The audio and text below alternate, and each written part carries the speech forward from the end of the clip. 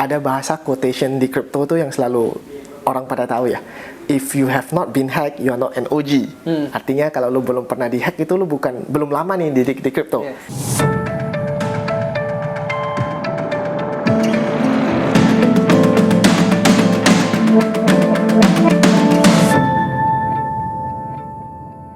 Hai, selamat datang di The Coinversation bersama saya Samuel. Hari ini kita kedatangan tamu yang luar biasa. Halo, Wilbert, apa kabar? Hai Sam, baik. Wilbert ini merupakan COO dari Selar. Nah, kita cari tahu nih, lebih lanjut Selar itu apa sih? Bert, pertama gue mau nanya sih, apa itu perbedaan utama cold wallet sama hot wallet nih di dunia blockchain, dan kapan sih sebaiknya menggunakan masing-masing wallet itu? Oke. Wah, pertanyaan langsung sharp ya.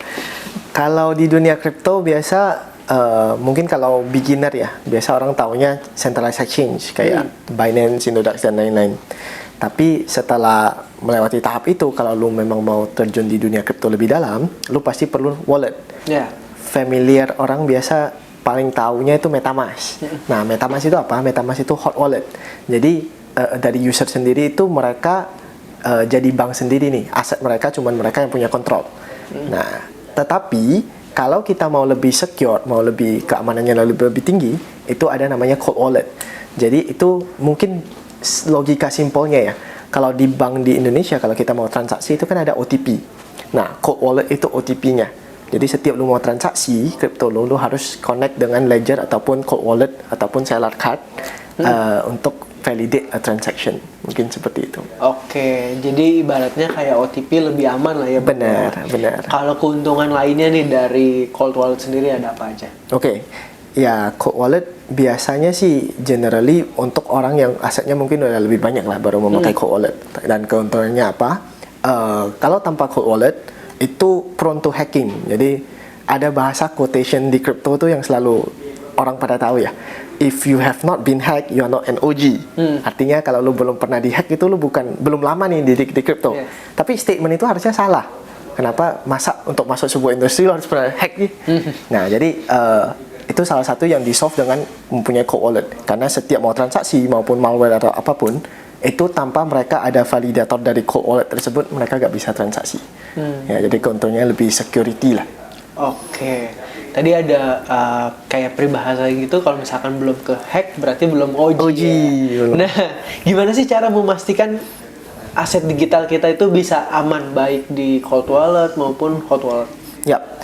Nah, karena di kripto ini kan sistemnya kita tanggung jawab atas aset sendiri ya. Kita own our own asset lah. Nah, cara menjaga semuanya aman ya pasti kalau misalnya setiap ada aset itu sebisa mungkin taruh di cold wallet satu. Kedua, kalau kita buka website ya, itu kita harus pastiin dulu nih websitenya benar atau enggak. Karena saya sendiri juga pernah kena, di mana websitenya harusnya .com, karena gue buka di Telegram yang anyone bisa post, gue salah klik nih, sama persis websitenya, cuman bukan .com lagi nih, .fun. Nah, gue kena di sana. Nah, untuk avoid that, sebenarnya ada beberapa tools. Salah satunya ya ada mungkin extension Chrome yang namanya Pocket Universe. Nah, itu dia langsung detect lah kalau ini websitenya malware atau gak familiar. Ataupun addressnya misalnya prone to scam, dia bakal alert gitu mungkin. Oke. Gue mau nanya nih Bert, gimana sih peran teknologi blockchain dalam meningkatkan keamanan dari aset digital di era digitalisasi yang semakin berkembang ini? Mungkin ini kita harus flashback ya ke mungkin sekitar 80 tahun yang lalu, ketika dolar udah di-peg dari gold. Sejak itu dolar kan secara tidak langsung udah bisa di-inflate tanpa ada basis apapun. Nah, kripto sebenarnya kembali lagi solve that problem. Jadi kita kembali di masa ketika dolar di-back by emas. Nah, kripto itu sebenarnya semuanya itu by system. Jadi kita gak bisa inflate supply tanpa consent semua orang. Nah, itulah kenapa transparansi dan teknologi blockchain ini semakin diminati. Tidak seperti beberapa negara yang mungkin ekonominya sedang bergerak dan mereka langsung inflate currency untuk survivability. Di kripto, untuk mengubah sebuah protokol atau agreement dari yang awal ditentukan, itu perlu agreement dari governance voting dari semua token holder. Jadi mungkin moving forward itu tujuan kripto sebenarnya jika digunakan dengan baik itu keadilan dan mempunyai hak suara yang sama. Mungkin itu. Oke, balik lagi ke walletnya, Bert. Gimana sih? Ada berapa jenis kira-kira dari cold wallet sendiri? Terus gimana kalau misalkan pemula nih atau pengguna baru mau pindah dari hot wallet ke cold wallet? Oke. Jadi ini mirip-mirip ya. Kalau di Stellar itu kita sendiri punya 3 wallet. Dan ini wallet yang paling umum lah.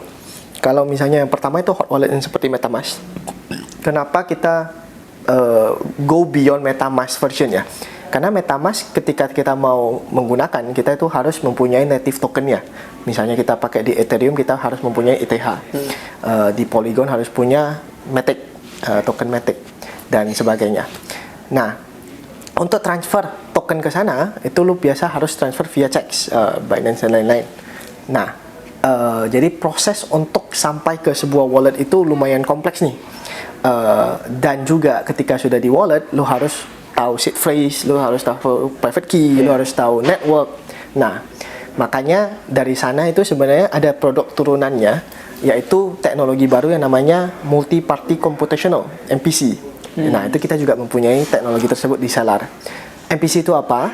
MPC itu secara tidak langsung dia membagi private key menjadi beberapa, bisa di-store di beberapa tempat. Jadi contohnya yang paling simpel ya.